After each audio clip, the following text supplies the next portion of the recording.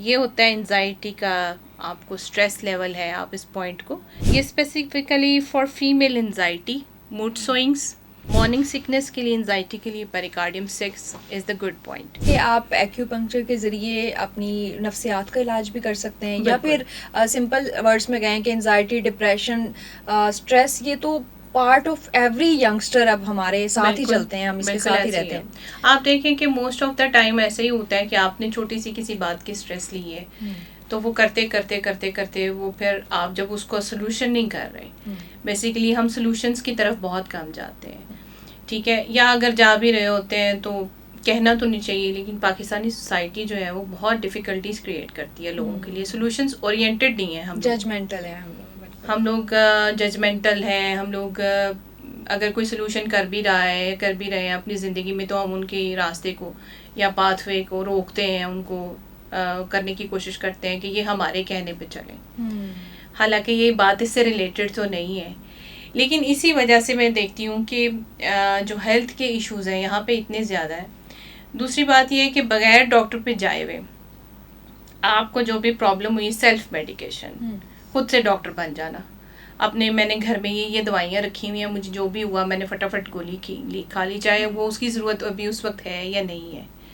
Even मैं mostly ये देखती हूँ कि छोटे छोटे यंगस्टर्स जो हैं या इवन एजेड लोग तो लेते ही हैं, वो एंटी डिप्रेसेंट्स पे होते हैं या स्ट्रेस की, या फिर स्लीपिंग पिल्स खा रहे होते हैं। होती है आपको कई दफ़ा ज़रूरत, मैं ये नहीं कहती कि आपको लाइफ में आप ऐसे हैं कि जैसे बिल्कुल ही आप आयरन हैं, आपको कई दफ़ा ज़रूरत पड़ सकती है, लेकिन आप ये है कि उसको फॉर द टाइम बिंग ज़रूर लें, बट उसके हैबिचुअल ना हो। रूट कॉज ढूंढें कि where is the root cause, is the environment is the root cause, और वुमेन और समवन्स बिहेवियर जो कि आपको तंग कर रहे हैं, या फिर आपकी बॉडी के अपने ही केमिकल्स हैं जो आपके खिलाफ हैं। ठीक है। अच्छा, अगर सिंपली कोई स्ट्रेस में है और उसको अपना स्ट्रेस लेवल रिलीज करना है, इट्स वेरी बेसिक प्रॉब्लम, तो कोई ऐसा एक्यूप्रेशर पॉइंट या एक्यूपंक्चर का मेथड जो कि बंदा खुद भी कर सके? जी बिल्कुल है, हमारे 2 पॉइंट्स हैं, जिसमें से एक जो है हार्ट 7 है, जिसको हम कहते हैं चाइनीज़ में शिनमेन। So this point is specifically good for males, और ये बिल्कुल यहाँ पे आप देखेंगे, ये जो हमारी बाजू है, इसकी जो लेटरल साइड है, यहाँ पे है ये पॉइंट बिल्कुल, इसको हम कहते हैं शिनमेन, हार्ट 7। फीमेल्स भी कर सकती हैं, लेकिन मेल्स में इसके ज़्यादा अच्छे होते हैं। जी, ये होता है एंजाइटी का, आपको स्ट्रेस लेवल है, आप इस पॉइंट को ऐसे नहीं कि बहुत मोहब्बत से आप कर रहे हैं, थोड़ा प्रेशर देंगे, ठीक है। और इसके साथ ही अगर आप देखें तो 3 फिंगर्स आप यहाँ पे मिड में, बिल्कुल ये जो मिड लाइन है, तो यहाँ पे हमारा एक पॉइंट है पेरिकार्डियम 6, ठीक है। सो पेरिकार्डियम वैसे तो हार्ट की लेयर को कहते हैं, आउटर लेयर को, लेकिन हमारा एक पेरिकार्डियम चैनल है जो कि ये दरम्यान में है, ठीक है। सो ये पेरिकार्डियम 6 जो है, ये specifically for female anxiety, mood swings. आपने देखा होगा बाज़ औक़ात कुछ फीमेल्स होती हैं मेरी तरह की, जिनको मॉर्निंग सिकनेस होती है, मुझे भी होती है, मुझे भी होती है। सुबह मेरा दिल नहीं चाह रहा होता कि मैं किसी से बात करूं, पहले मैं अपने आप को आराम से फ्रेश करती हूँ, या फिर अगर स्पिरिचुअलिज्म की बात की जाए तो पहले आप नमाज़ पढ़ते हैं या अपनी तिलावत करते हैं, उसके बाद आहिस्ता आहिस्ता आप लाइफ की तरफ जो है वो जाना शुरू करते हैं। सो बेहतर तो यही है कि आप अपने आप को स्पिरिचुअल रखें। ऑन दी अदर हैंड फिर कुछ लोग कॉफ़ी लेते हैं, कुछ लोग चाय पीते हैं, अपनी अपनी एक आदत होती है। तो मॉर्निंग सिकनेस बहुत से लोगों को होती है, तो मॉर्निंग सिकनेस के लिए, एंजाइटी के लिए pericardium 6 is the good point. Even right left दोनों हाथों पे, हाँ, इवन नाउजिया वॉमिटिंग के लिए भी है ये, राइट लेफ्ट दोनों पे, जहाँ मर्जी करें आप, ठीक। और दिन में 2 दफ़ा करें, दिन में 4 दफ़ा करें, जितनी दफ़ा कर सकते। अच्छा, कोई बहुत रो रहा है और खुशी का एक होता है हार्मोन डोपामिन, आई थिंक, हाँ, वो कैसे रिलीज हो सकता है? क्योंकि हमने ये भी देखा, छोटी छोटी शॉर्ट्स वीडियोस बन रही होती हैं कि अपना डोपामिन एक्टिव करें। देखें, जो कोई रो रहा है तो उसे रोने की वजह पूछें, what is the reason behind, ठीक है। सो बेसिकली बात वही है कि जैसे मैंने आपको कहा है कि अनफॉर्चुनेटली हमारे यहाँ पे जो पाकिस्तानी सोसाइटी है, इसका एक वही बन चुका हुआ है कि आप जो है नेगेटिविटीज़ बहुत रखते हैं दूसरों के लिए। जी। आप दूसरों को आसानी क्यों नहीं देते? मैं आपसे एक छोटा सा अभी एक वाक़या शेयर करती हूँ क्योंकि बड़ी मज़े से हमारी गुफ्तगू हो रही है। अभी कल मैं शॉपिंग पे थी, परसों शाम को मेरे साथ मेरी फैमिली थी, बच्चियाँ थी, तो हम अपनी गाड़ी से लिबर्टी से मैं मालम की तरफ मैं टर्न किए हूँ। तो मेरी स्पीड बहुत लो थी क्योंकि मेरी गाड़ी बड़ी है, तो मुझे ज़रा लो स्पीड में चलाना उसके लिए कंफर्टेबल रहता है, ख़ास तौर पे तब जब मेरी बच्चियाँ साथ होती हैं। तो मैंने इंडिकेटर लगाया हुआ था और मैं बड़े आराम से टर्न करी थी, तो एक गाड़ी पीछे से बहुत तेज़ी से आई और उसने बड़ी बुरे तरीके से मेरी गाड़ी को हिट किया। हिट भी किया, फिर आगे जाके रोक भी दिया। तो मैं थोड़ा सा इस बारे में परेशान हो गई। खैर वो बाहर आ गए गाड़ी से, उन्होंने कहा कि जी आपने नुकसान किया। मैं क्या, नुकसान वो करता है जो पीछे से आ रहा है। मैं अपना रास्ता ले रही हूँ, मैंने तो अपना इंडिकेटर लगाया हुआ, मैं आराम से टर्न कर रही हूँ, आप पीछे से बहुत तेज़ी से आए हैं और आप मुझे हिट करके आगे जा रहे हैं। हैरानी की बात है कि उन मेल के साथ उनकी फैमिली भी थी और वो ये नहीं देख रहे कि वो रोड पे किसी फीमेल के साथ। मेरी आदत है कि मैं बदतमीज़ी नहीं करती होती। मैंने उनको आराम से कहा 1-2 दफ़ा, उनको समझ नहीं आ रही थी, तो जो वहाँ पे लोग खड़े थे उन्होंने इसमें हेल्प आउट किया कि जी ये ट्रैफिक भी ब्लॉक हो रही है, प्लस इन बीबी की गलती नहीं थी, तो आप इनको जाने दें और रास्ता जो है वो ब्लॉक ना करें।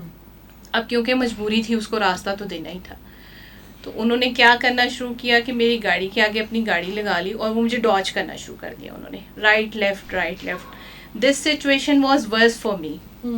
मैं इसमें, और मैंने कहा कि मुझे अब क्या करना चाहिए, मेरी बच्चियां भी थी पीछे। तो सडनली एक पीछे से एक वाइट प्राडो आई और वो उस गाड़ी के और मेरी गाड़ी के बीच में आ गई और उसने उसको परेशान करना शुरू कर दिया, हॉर्न देना शुरू कर दिया। तो मुझे खुशी हुई कि अभी भी हमारी सोसाइटी में कितने अच्छे लोग हैं कि अगर कोई एक तंग करने वाला है तो कोई एक बचाने वाला भी होता है। बिल्कुल ऐसे ही ज़बरदस्त। वो भी मेल थे, वो भी एक मेल थे जिन्होंने उसको फिर तंग करना शुरू किया, उसको उन्होंने एग्रेसिवनेस दिखाई कि you are not doing right on the road. तो वो फिर भागा वहाँ से। तो कहना चाहिए, अफसोस की बात है कि हम लोग क्यों दूसरों की लाइफ्स में या दूसरों के करियर्स में या पाथवेज में मुश्किलात का बाइस क्यों बनते हैं। आसानी कर दें किसी के लिए तो अल्लाह के लिए। आई थिंक इनके भी कोई साइकोलॉजिकल इश्यूज होते होंगे जो बनते हैं।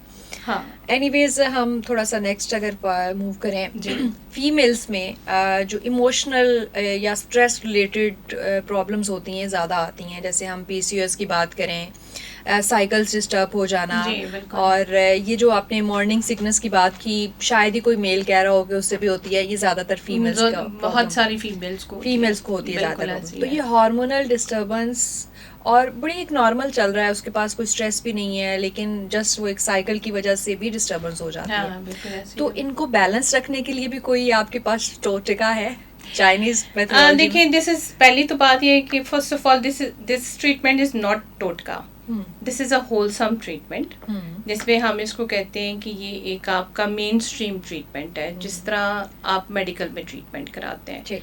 So if you are talking about emotional issues, basically आप इमोशनल इश्यूज की बात कर रहे हैं, तो इमोशनल इश्यूज के हमारे पास पॉइंट्स होते हैं।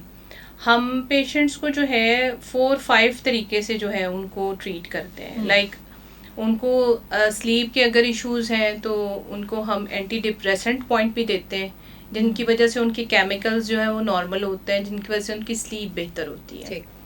उसके साथ साथ अगर हम स्ट्रेस के इश्यूज देखते हैं तो इमोशनली देखते हैं। अब देखिए, मैंने जैसे आपको छोटी सी एक बात कही है कि ह्यूमन बीइंग को एज अ ह्यूमन बीइंग ही लेना चाहिए। ये नहीं कि वो एक आयरन वुमेन है या आयरन मैन है जिसको कभी कुछ नहीं होना।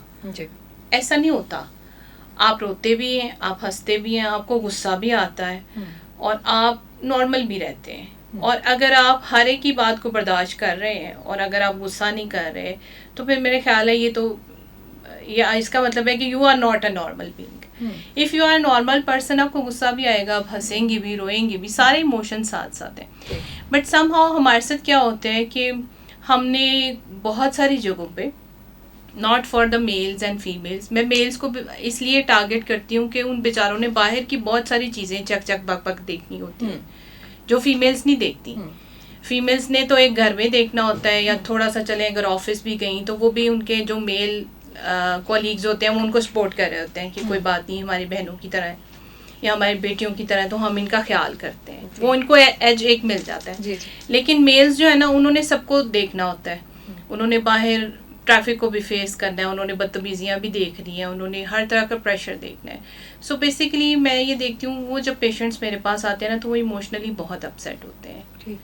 सो उनको फिर मेरा यही है, मैं उनको हमेशा उनके घर की किसी फीमेल को साथ बुलाती होती हूँ, उनकी किसी वाइफ को, या उनके घर में कोई मदर है तो मैं उनको कहती हूँ कि आप इनको थोड़ा कुशन दिया करें, घर में ईजीनेस इनके लिए क्रिएट किया करें, क्योंकि जो इंसान एक टाइम पे बहुत सारे काम कर रहा होता है तो उसको कहीं ना कहीं ईज चाहिए होता है.